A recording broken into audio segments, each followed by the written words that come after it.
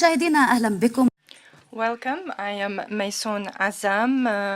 I greet you from Davos, and I will be moderating this session, Asia's Bet on the Middle East. It will be conducted in English at the request of the organizers. Allow me to greet all my guests. From myself, Maysoon Azam from Al Arabiya TV. Thank you very much indeed for joining us here and this special debate co-designed by Al Arabiya and d.فوئاد about Asia's bet on the Middle East. After America started shifting its focus away from the Middle East, and as Mr. Trump said, US doesn't want to be the policeman of the Middle East. Economic and political cooperation between Asian countries is seen by many to be much needed in the region. Actually, many in the region believe that it's necessary to expand beyond the energy trade. Anyway, let's start by watching this video that is, might give us a greater insight about or into Asia's bet on the Middle East and our region's bet on Asia.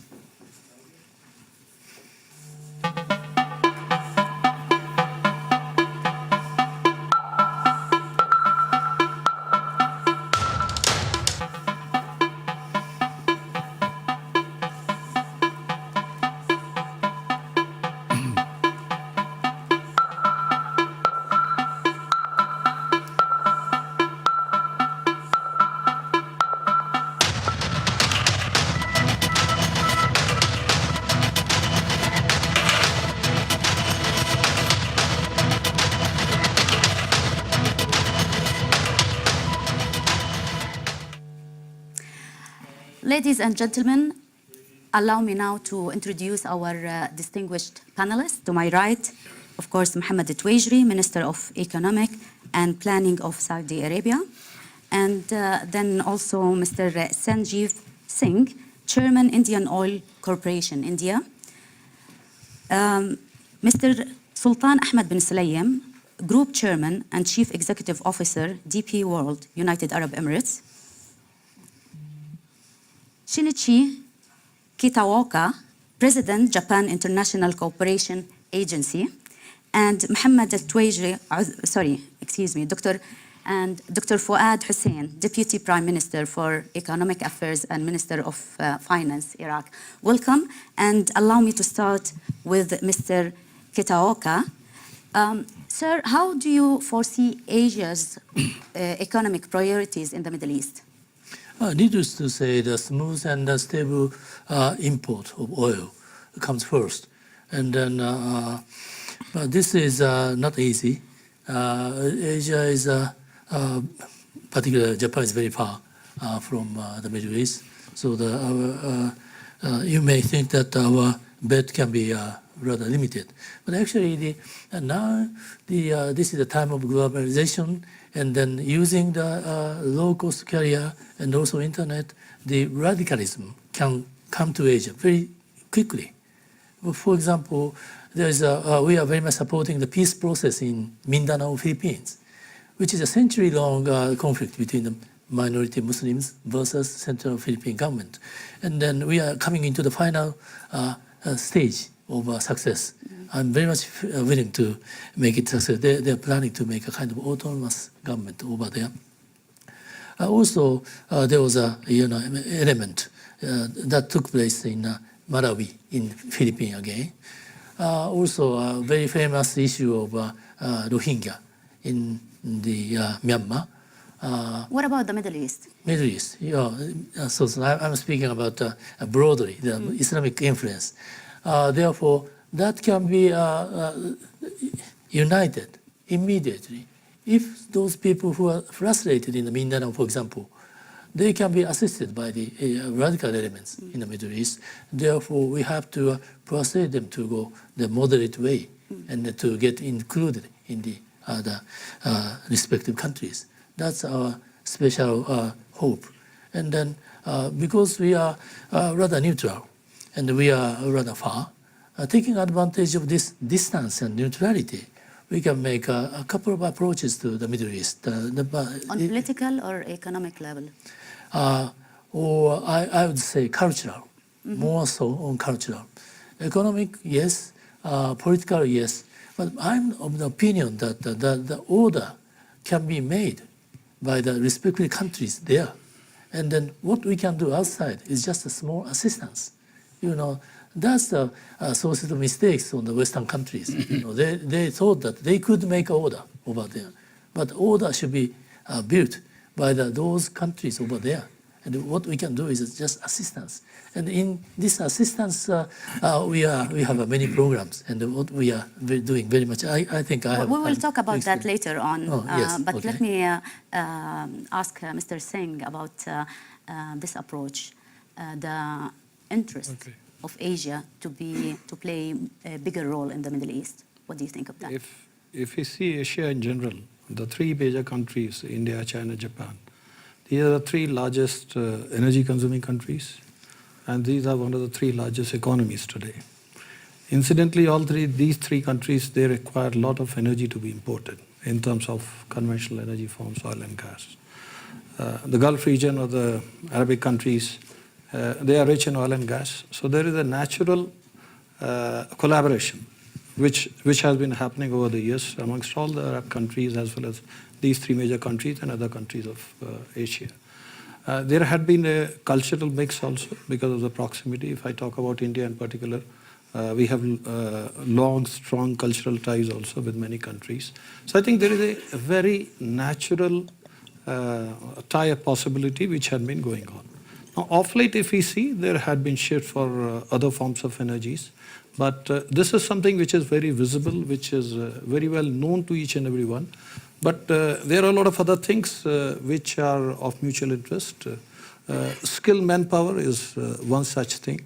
I mean, if you look at India and other Asian countries, I mean, there are a lot of skilled manpower, a lot of manpower which work in Gulf countries. I mean, it's a major source of connect apart from mutual benefit to both the countries. Let me just give you one more example, like fertilizer. India imports a huge quantity of fertilizer. Now, nobody knows 2/3 of our fertilizer comes from Gulf countries. In fact, 1/3 comes from Oman itself. So there are a lot of other trades in terms of technology tie-ups, in terms of other possible tie-ups, whether they might be defense, science. I think there are a lot of other opportunities which are opening up today. That's interesting. Mr. Tuwaijri, Your Excellency, is Saudi Arabia is interested in seeing an expansion of the economic relation between Asian countries and our countries to go beyond oil? So the short answer is absolutely. Okay. But let me just rebuild on the oil. I think the real question around oil supply is credibility and sustainability. So I'm sure Asian country wants assurances that when they needed this energy, they got it on time. So I think Saudi Arabia and the rest of the GCC, particularly the UAE, can provide that very specific demand. Not like Iran, for example? Not like Iran, absolutely.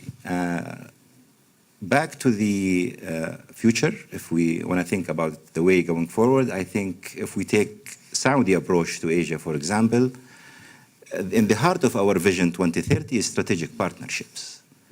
And the question is how? How do we actually navigate through these idiosyncratic challenges between Asian countries to create a win-win situation where the Asian private sector and the Asian solutions can help the Middle East and vice versa. The Middle East as an investment powerhouse can look at opportunities, investments in Asia. So the question is how do you govern this process and how the communication and dialogue bilaterally between X country in the Middle East and Y country in Asia takes place. I would like to talk about Korea because we've done exactly that with Korea, and we've identified around 50 opportunities. Energy is one of them, but there are others in digitization, education, healthcare, other solutions in infrastructure. I recall when I was a little boy, Korean companies, I don't want to say which year, but Okay.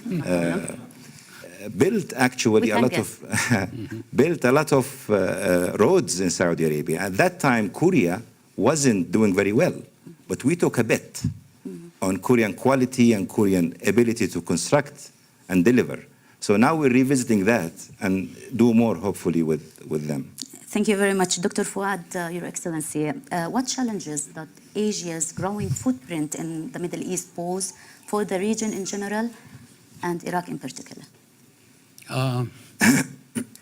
It is difficult to say what challenges, but anyhow, relationship between Middle East and, in this case, Iraq and other Asian countries, because at the end, Iraq is also part of Asia, is important.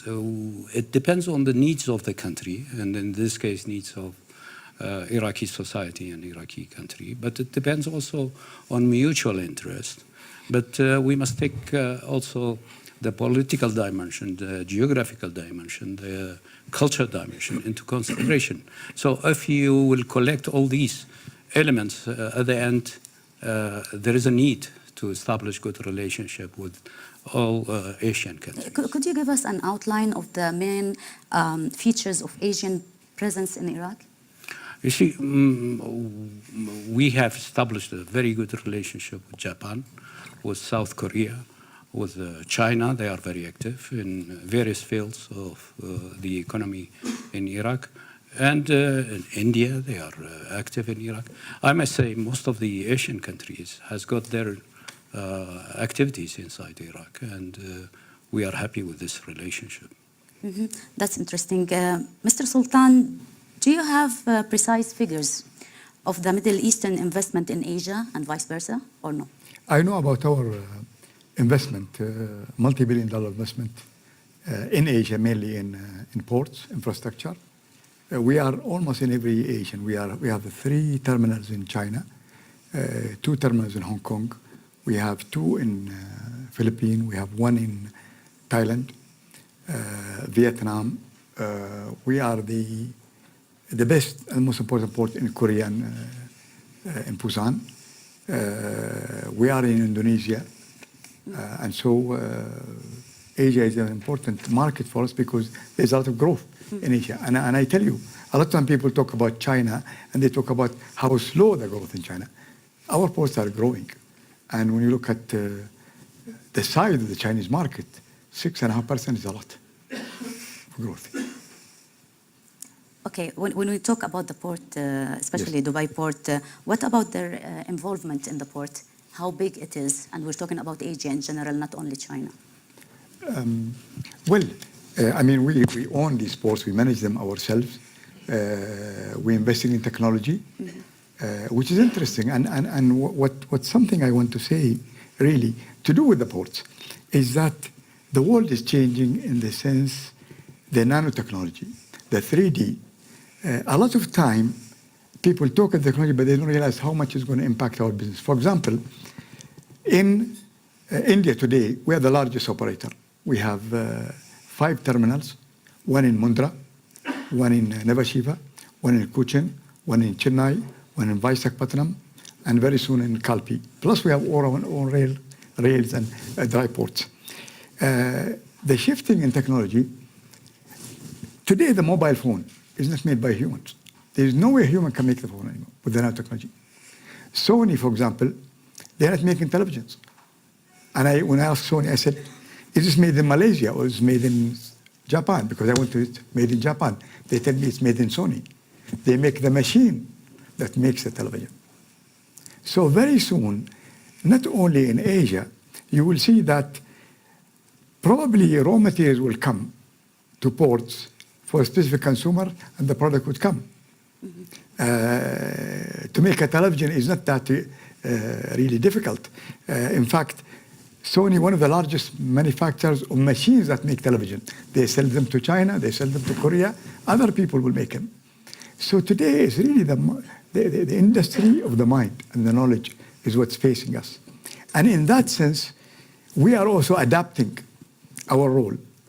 So our role in the past is really how to handle the cargo from the time the ship comes to the quay until the cargo leaves the gate.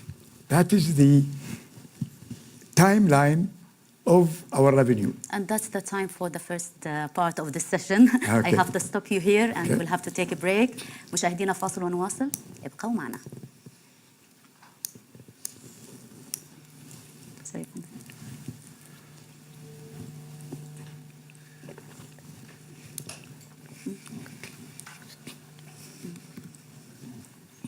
ما عليكم ممكن نثبت الطايح بس للنص بس تحت النص.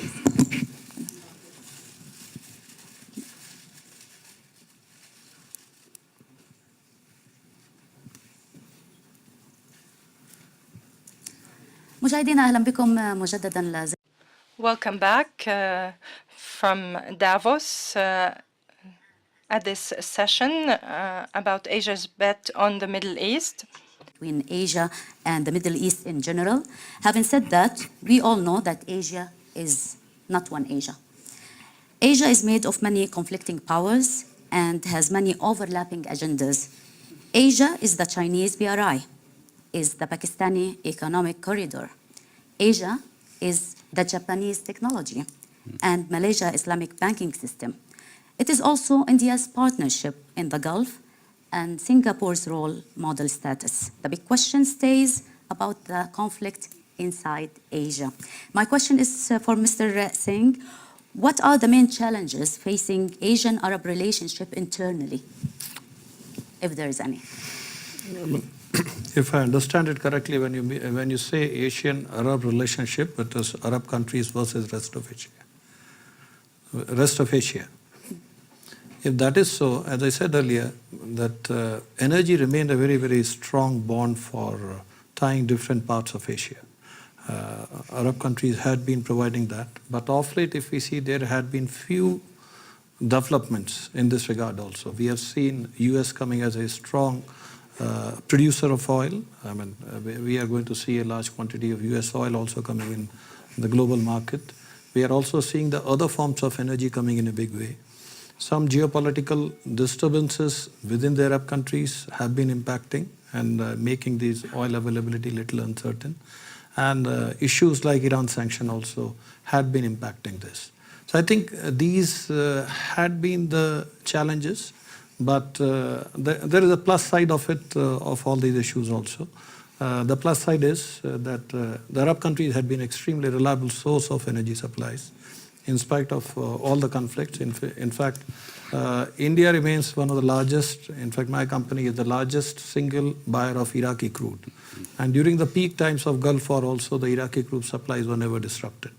So that gives us the confidence as far as the supplies of energy are concerned. Now, I strongly believe that rather than delinking energy from other issues, we should use energy as a strong bridge for such tie-ups. Of late, we are seeing that apart from merely supplying the energy, oil and gas particularly, to rest of the Asia, there had been a lot of other positives in terms of opening opportunities for investment, like for India in particular, in the upstream section in Gulf countries, whether it is Abu Dhabi or Oman or other countries.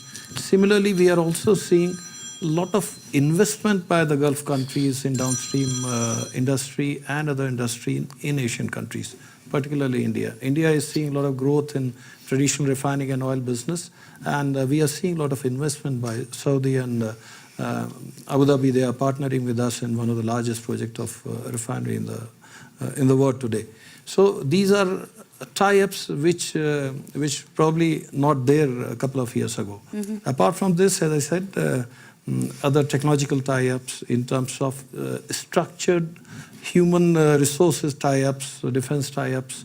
A lot of things are happening today, which I'm sure will make the bond stronger. So we provide oil despite the fact that we are a troubled region, but still, what about your countries? Mr.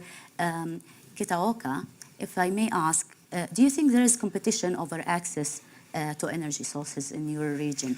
I cannot deny that, but actually it is a bit exaggerated.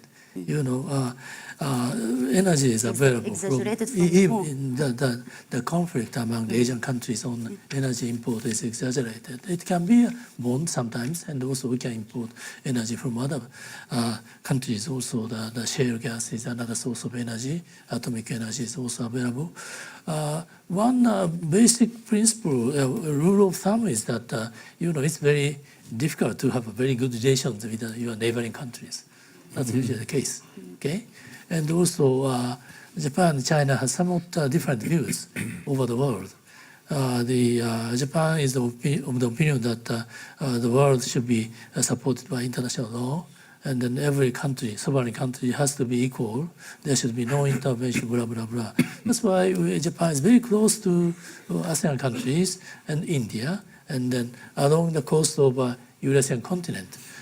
China is a little more China-centered view of the world. That is one of the source of conflict. But actually, the conflicts between Asian countries is usually they are exaggerated, and that's within Let's ask Mr. Tuwajri if he feels that. Do you sense that there is some kind of aggressiveness between the Asian countries when it comes to the oil sector? Is their decision are maybe dominated by confrontation, or is it a bit exaggerated as... I tend to agree, actually. It's more of bilateral, long-term, steady relationships. Talking about the refinery, this is 600,000 barrel refinery done jointly, Saudi Arabia, UAE, in India. I also think because of Asia's challenge around energy, they've actually developed alternative energy solutions, solar, nuclear, and others. And in our part of the world, we're also diversifying our economies away from oil. So I see a natural flow of Asian solutions, China, Japan, nuclear, Korea did in Abu Dhabi, into the Middle East, which will help us ultimately both to grow our economies. We can do a lot with the money from oil to reinvest back, and they can also promote and transport these technologies back to the Middle East. One thing that is clear to us here in Davos, we celebrated with 2 Japanese banks opening their banks in Saudi Arabia. So funding. A lot of liquidity is out there chasing zero interest rates assets, whereas the Middle East provides a significant projects where yield is better, credit rating is excellent, and the know-how is there between the 2 continents. I think also this flow will help facilitate everything else. Projects in infrastructure, projects in water solutions, desalination, and other energy and electricity solutions. That's interesting. Dr. Fuad, having Japan and India hand in hand with the Americans in a way on political level, and China being on the side and under pressure, and knowing that the Americans are on the ground in Iraq, any effect from the situation there or their political positions or no? No, I don't think so. You see, first, we are forming our policy towards these countries. And as we want to have good relationship with the United States, we have good relationship with China and India and Japan. And many Japanese companies and Chinese companies and Indian companies are there. They are there. But of course, we must not ignore the political side of the issue. I mean, nowadays we are talking about a kind of tension between China and United States. That will never affect so okay, then China. we see China to decide to deal with both of them, or no, we decide for ourselves, and we decide how to exactly our political conduct. But anyhow, this tension between China and United States push China more to be more active in Middle East, and among these countries also Iraq. We see almost every day Chinese companies coming to Baghdad and trying to invest or establish good relationship with us. It has to do with this tension with the United States, I mean this political dimension, because China was already heading towards Africa, but nowadays they are heading towards Middle East, so they are adding Middle East to their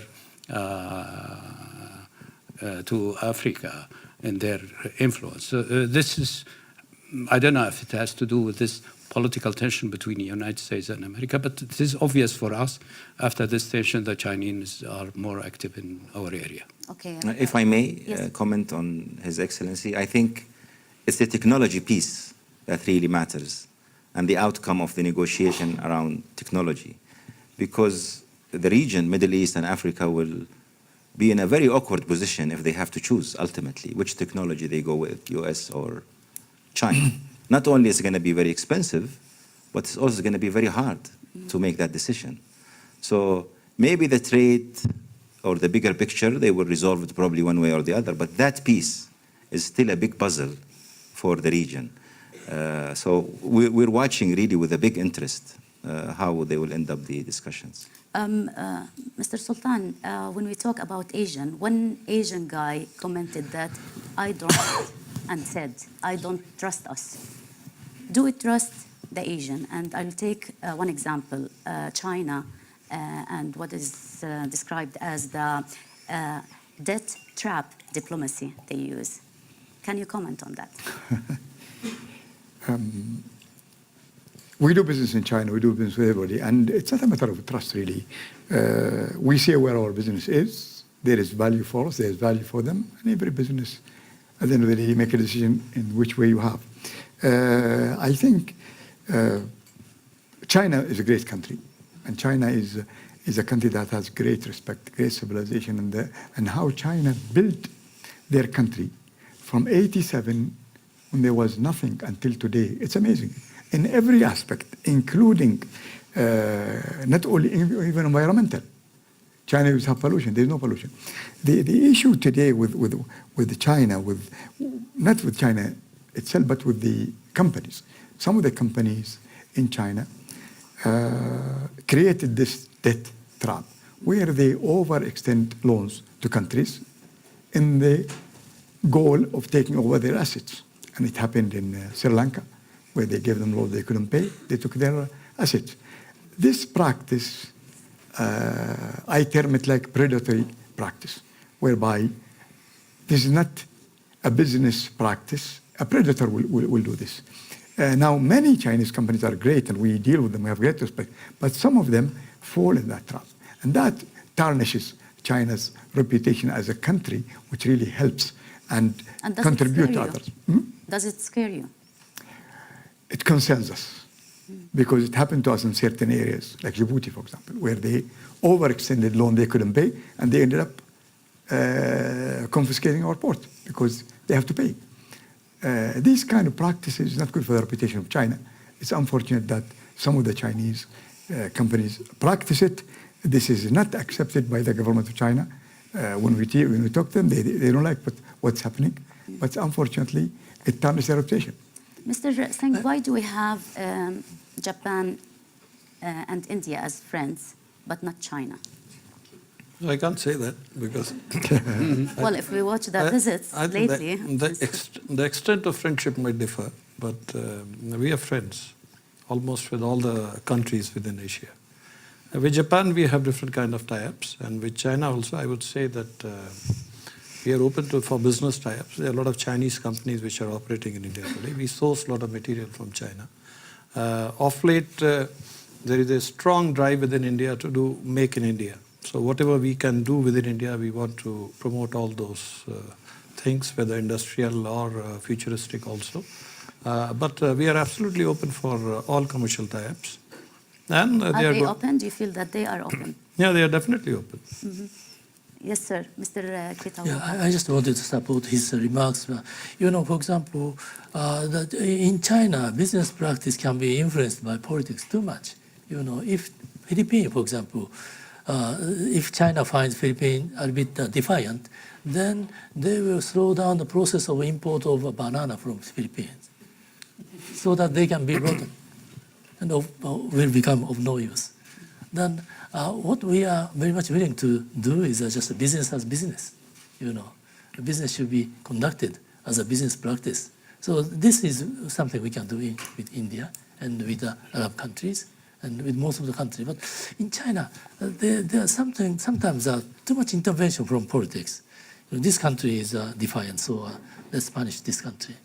And also, because I'm an original university professor, I have many scholars in China, and I have very good friends, and I have a very great admiration for Chinese development. But now the scope of freedom for Chinese scholars is limited to minimum. Therefore, I cannot make a telephone call for them because everything is monitored by the government. So I don't know if they can go on to develop more, but actually I do not like the scope of freedom of speech, scope of freedom of academic activities is diminishing.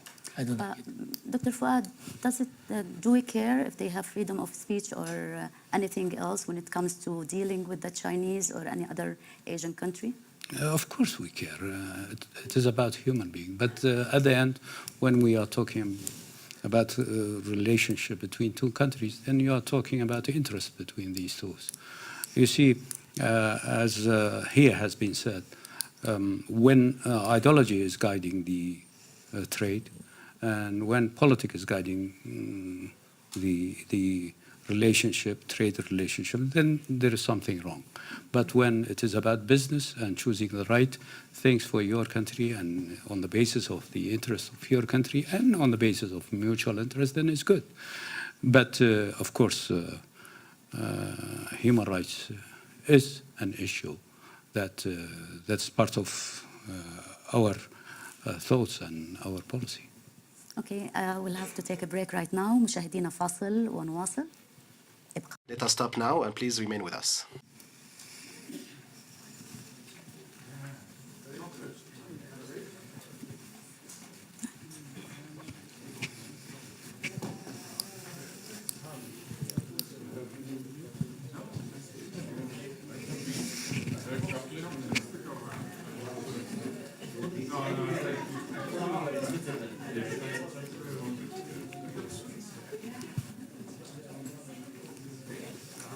It seems you want to talk. We'll give you the time later on, don't worry.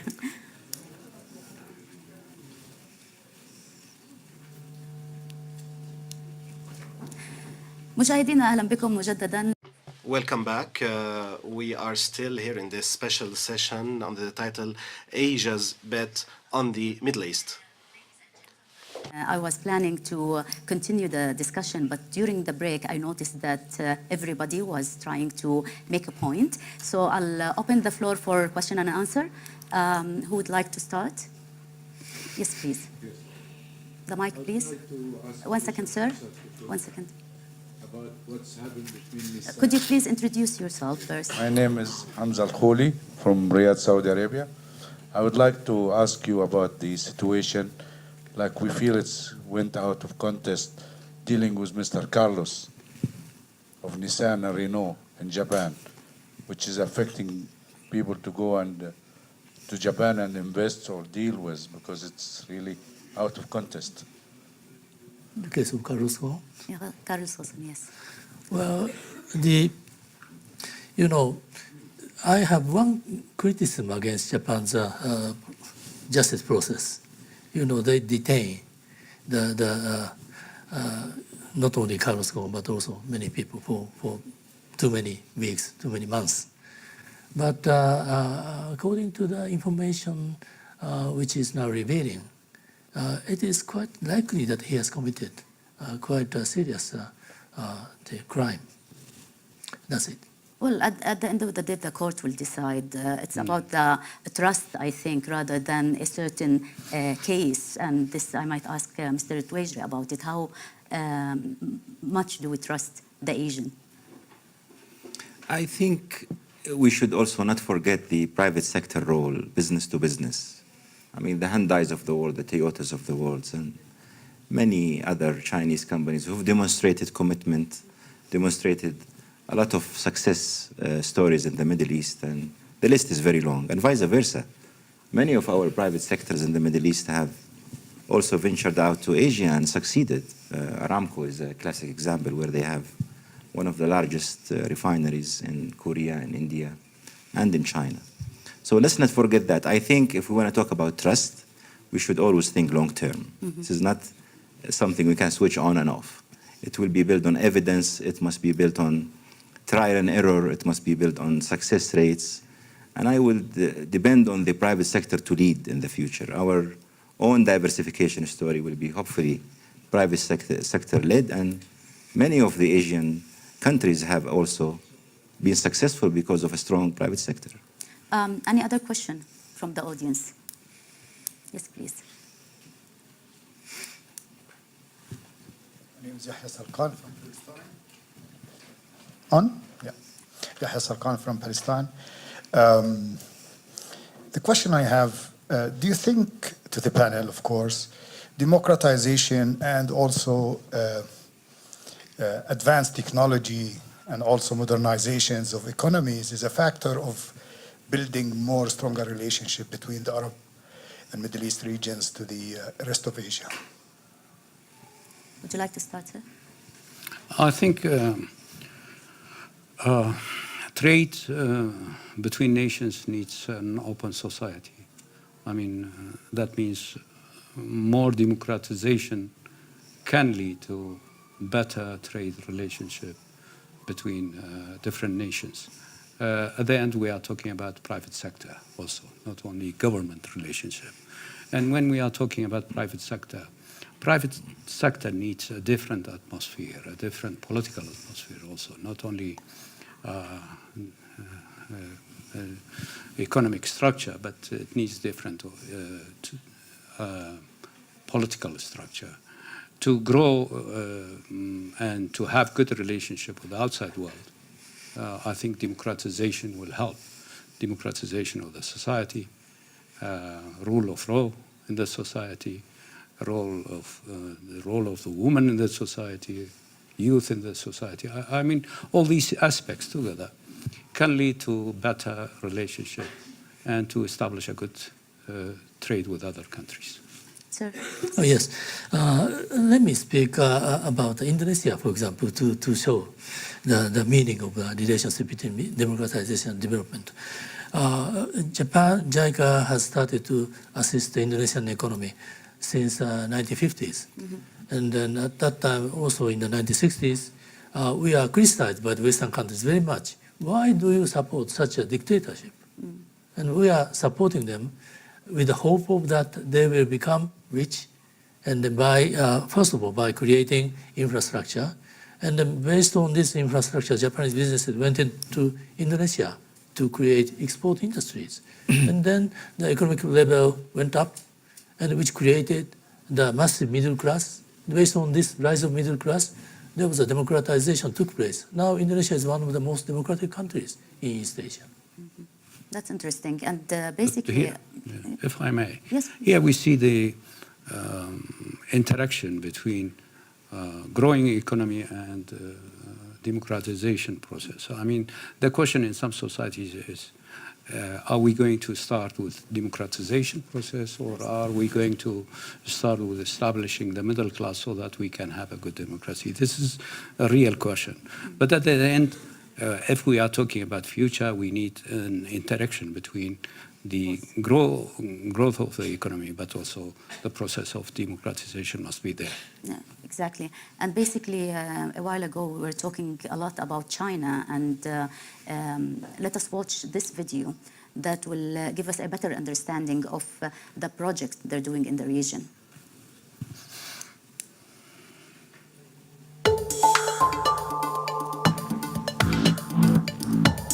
打造甘苦与共、命运相连的发展共同体。 Stretching across the globe, this is China's Belt and Road Initiative. The Belt and Road, also known as BRI, was announced by Chinese President Xi Jinping in 2013 and has since been understood as a revival of the ancient Silk Road.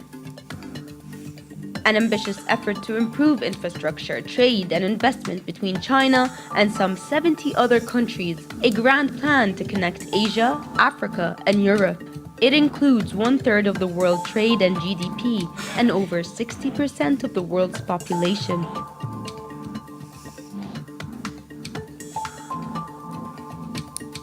It is a project made up of a belt, overland, and corridors, and a maritime road of shipping lanes. This is a project expected to transform world economies and improve global connectivity. One belt, one road.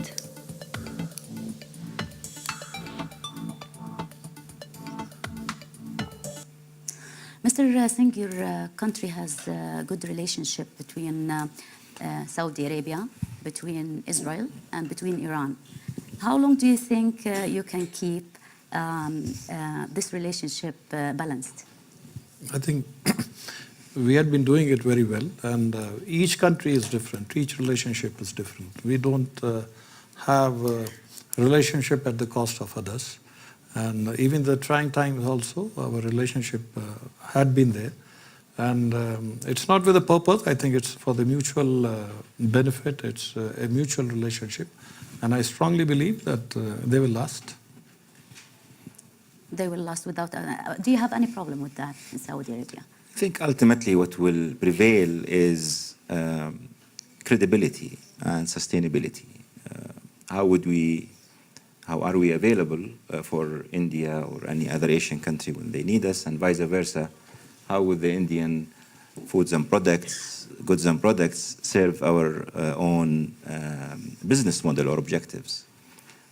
We have a great relationship and it's growing. Mm-hmm. So, you have no problem. What about the United Arab Emirates? DP, what do you mean? I don't represent the government. But that will reflect on any agreement you do, or also on the work in the ports, etc. Would it affect the relationship of India or any other country with a country that you don't have good relationship with? Would it affect any deals? Let me tell you, I mean, we do our business and we look at each product based on its own merits. So we are a major investor in India. And I tell you, I want to say something about India. India is one of the countries that is, the law is applicable. The law and the fairness of the system is available. And I know people just talked about investment, whether there's democracy that's going to increase business. It doesn't matter. What matters is the system fair? Is there law? Is there ability people to abuse the law? Because there are many countries who call and have democratic process, but it's only in paper. In reality, you get abused. Okay? Look at Singapore. There's no opposition and party, but it's one of the biggest markets in Asia. Look at China. Is there an opposition party in China? But there is a system that's fair, very fair. In India, I give you a very interesting example. When we came to India in 2007, we acquired certain terminals. And the Prime Minister today was the Chief Minister of Gujarat, where the port of Mundra. And we applied to all the Indian states that we are going to have a port in your country, in your state. And we gave them permission. He said, I don't accept. You haven't taken my permission. So I went to meet him. He said, no, I know you have the port, but we didn't give you permission. And so he said, you have to leave in a meeting. I said, I'm not going to leave. We have a court, and we take it to court. We took it to court.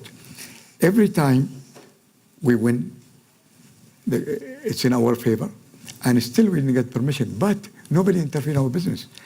He, as the chief minister, he could not influence the law. The judges are appointed from the federal government. Now he's prime minister, and I met with him, and he said, no, you're welcome. I have no problem with you. India is a democracy, not on paper. Nobody can influence the law in India. Now, when you look at India and China, two great countries with 1.2 billion, roughly, same population. The trading of China is 100 million containers. The trading of India is only 10 million. There's a huge potential for growth in India. And the policies of the Prime Minister today in opening India, in made in India, in removing many of the obstacles. Today, India is the fastest in growth. A huge growth and a huge potential to grow. And we are very bullish about India, and we are invested billions, in not only in the port, but in the logistic and the supply chain and a lot of these things. I think what we face in the Middle East, trading agreement that are respected. What we face, maybe some development in the hard structure and in the soft structure. Each country have their own system of customer clearance. So even though you get a cargo, I'm talking from my position, that could go so fast, you would spend days because of some paperwork. There need to be improvement of that system.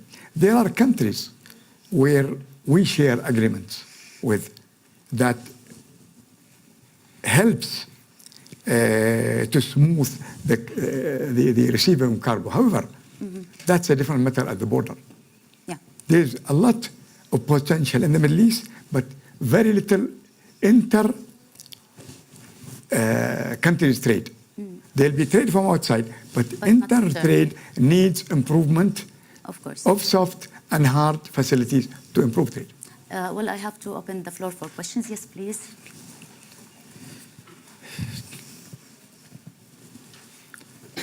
Thank you very much. Christina Lampion-Ruud. I am a co-chair for World Economic Forum's Future of Energy Council, also a two-time tech pioneer. My question to the panel, and thanks for a very interesting discussion, is how you can collaborate with the rest of the world where you sit on the massive opportunity to be the heroes in the war against climate change. How can we help? Where can you lead? What are your thoughts? Would you like to start?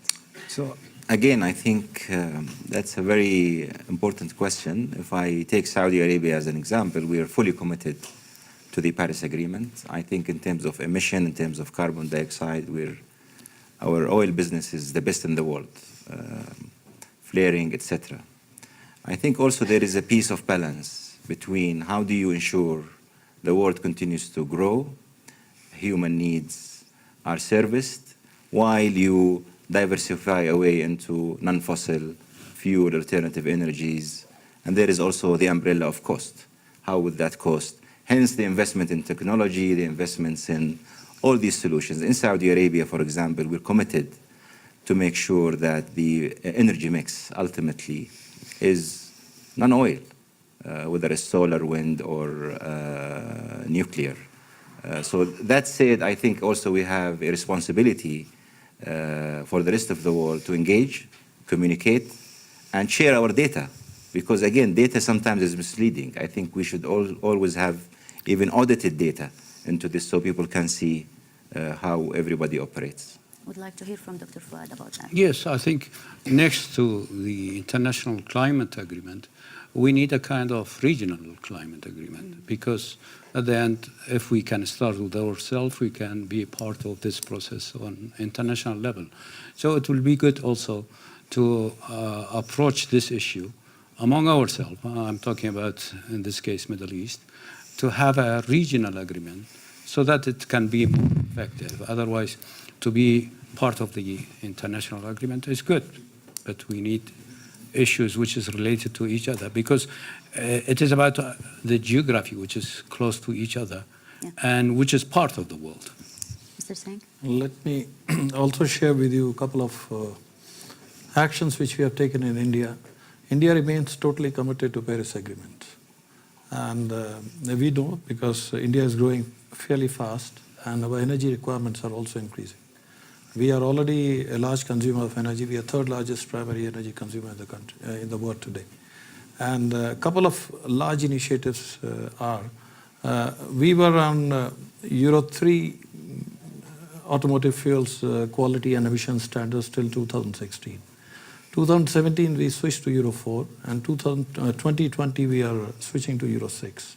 I don't think any other country in the world has switched to Euro 4 to Euro 6 within a span of 3 years. It's a strong commitment.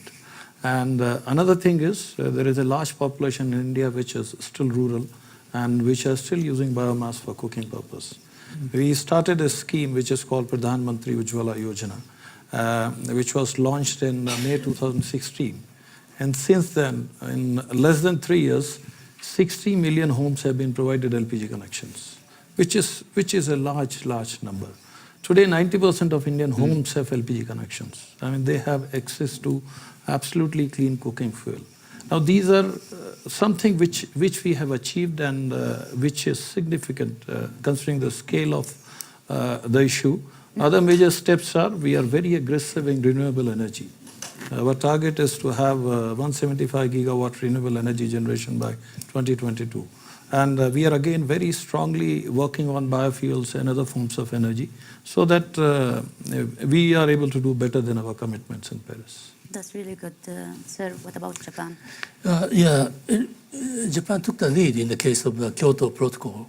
Okay, but in this issue, now Japan is a little bit behind from other advanced countries, partly because of the Fukushima Daiichi incident, which brought a big damage on Japan's nuclear plant. But now the things are changing. And then last year in August, I was appointed to be a chair of the economic development strategy within Paris Agreement. And then he will, Prime Minister Abe, and Prime Minister Abe will announce Japan's approach in upcoming G20 meeting. So you can expect what Japan can do. Not only that, Japan is also, particularly JICA, is contributing to the effort of developing countries all over the world, particularly for example, Amazon forestry and forestry in Congo and many other places. We are assisting those developing countries so that they can commit to this Paris Agreement. I hope those comments answered your question. Any other question, please? Would you like to add? No, I will add one thing. From a business standpoint, a lot of time people, when they look at sustainability and they look at reducing the carbon emission, they think it's going to be a cost. From our experience, we saved a lot of money by converting fossil engines, basically, in our equipment to electric. It's amazing. In the port, for example, in Jebel Ali, it was imposed on us actually in England when we did the port. And it was a cost until we realized it's saving us so much money because we don't have any breakage. We don't want to worry anymore about the oil prices. So in Jebel Ali, for example, we consume, or we need 30 megawatts for the buildings. So far we have. We installed solar powers and we produce 40 megawatts. Now the interesting thing is, in solar, if you are on the grid, it's very cheap because you take the power from the sun and you use it immediately. You don't need to store it. At night, we use the government power. So when you want to produce something with solar, almost 80% is the battery to store. If you don't need to store, it's an amazing thing. Yeah. We saved a lot of money by utilizing non-fossil fuel and energy. So it's not a cost, it's an advantage. An investment, basically. Yes. Any other question? Yes, please. Thank you very much, Yasser Sharif. My question to the panel, how would you perceive the latest opening up in markets between the two largest economies in the Arab world, Saudi Arabia and UAE? Thank you. Look, we want to basically build a story of hope to the region. And also we think if Saudi Arabia and the United Arab Emirates cooperate on every sector, we can not only open trade, but also facilitate Asian businesses to the region. Between us, we represent more than 80% of the region's GDP. And if you think of the Red Sea, for example, and think of logistics, how would the two nations, if they put their act together and think of a network of logistics between ports, airports, roads, land, etc., how can this help connecting Asia, Europe, and the Middle East? We also, in this Cooperation Council, we looked at every single opportunity where we optimize our financial resources, investments, landscapes, opportunities to invest together. So, in summary, hope for the region, role model, and help the rest of the world through our partnership. How do you receive the message from such cooperation between the countries? Any such cooperation which is standing on the strong fundamentals is always welcome. Any comment? Anytime there's cooperation, trade increases. This is something we like as a port operator. And in fact, not only between us and Saudi Arabia, but any port we operate in, we work so hard to see how we can increase their GDP. Because there is a relation. If the GDP increases in a country by 1%, our business will increase by 3%, 3 times. So when we go to a country, we always do something called port-centric. So I have a port, I have an industrial park, I have to create jobs, I have to improve the purchasing power. Naturally, the relation with Saudi Arabia has improved tremendously, and today we are cooperating a lot. A lot of time, even though with the GCC they might agree on something, but a lot of time the customs in any country always create a problem. We came with an initiative, actually, I want to share, which is one of the things promoted by the World Customs Organization, is something called Authorized Economic Operator, which is basically what's happening between the United States and Canada, for example. We did sign it with Korea. We signed with Saudi Arabia Customs, and we're going to implement it. What it is even though the country has no economic agreement, it is an agreement between two customs, and we will tie it with India. What it does basically is, with Korea, we will nominate the best companies in UAE, the ones who never evaded customs duty, don't have any issue, good financial standing, their record is clean, they never violated any law, and there's no court case against them, or never did. These will be the best. We nominate ours, they nominate theirs, and we treat them a different treatment. Yeah. Their product goes faster, easier, and all that. So far, we have signed with Korea. We're going to implement Saudi Arabia. We signed in the beginning, and we're going to do with India. And I think that will help to move product faster. We would love to do that. I would like to ask you, Doctor, how do you evaluate your relationship with GCC countries and Arab countries in general? Our relationship with the Gulf countries is good, and we want to improve it. But as it has been said, cooperation is positive. If we will enlarge that in our area, it will be it will affect our economy positively. You see, we are talking about relationship between Middle East and other Asian countries, while it is also necessary to discuss matters among ourselves. Yeah, that's why when I mentioned the climate agreement, so we need also to agree among ourselves on other issues. Iraq has passed the difficult stage. The fight against the terrorist state, ISIS, is behind us, although the organization is still there. And we have got a new government, new vision, new strategy for economy, but also new policy towards our neighboring countries to establish positive, good relationship with all our neighboring countries. And of course, Gulf countries are important partners for us. And we wish you the best of luck. Thank you very much for your, yes, please, Okay. quickly, in 1 minute. Yeah. As you promised that I have another time to explain about Japan's approach, particularly on cultural approach. You know, now Egyptian president has shown strong interest in importing Japan model elementary schools. We are all talking about high technology and so forth, but basic education is also very important. Of course. And then they are starting full effort to import Japan model in which disciplined children can be educated. And this will need another session to discuss. Thank you very much, sir, but we ran out of time, and thank you all for joining us. مشاهدينا شكرا للمتابعة. Thank you, dear audience, and see you once more.